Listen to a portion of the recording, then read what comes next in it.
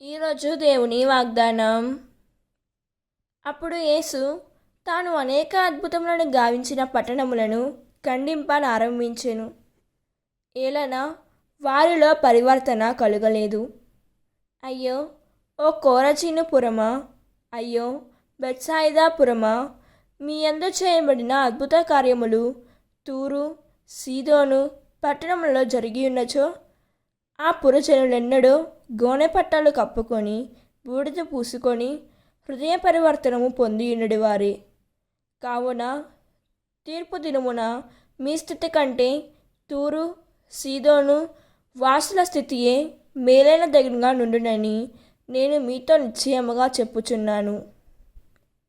మత్తయి సువార్త 11వ అధ్యాయం 20వ వచనం. ఈ వాక్యం మనకు ఏం చెబుతున్నదంటే, యేసు ప్రభువు కొరాచీను బెత్సాయిదా పట్టణాల్లో ఎన్నో అద్భుతాలు చేసినప్పటికీ అక్కడ ప్రజలు తమ హృదయాలను మార్చుకోలేదు. అందుకే ఆయన వారిని గద్దించాడు. దేవుడు మన జీవితంలో చేసే కార్యాలను చూడడం మాత్రమే సరిపోదు, వాటికి ప్రతిస్పందిస్తూ పశ్చాత్తాపంతో ఆయన వైపు తిరగడం ప్రతి ఒక్కరికి అవసరం.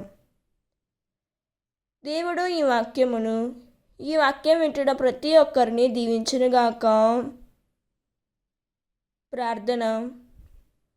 ప్రియమైన పరలోక తండ్రి, నీవు నా జీవితంలో చేసిన మేలులను మర్చిపోకుండా నీ పిలుపుకు విధేయతతో స్పందించే హృదయాన్ని నాకు అనుగ్రహించుము.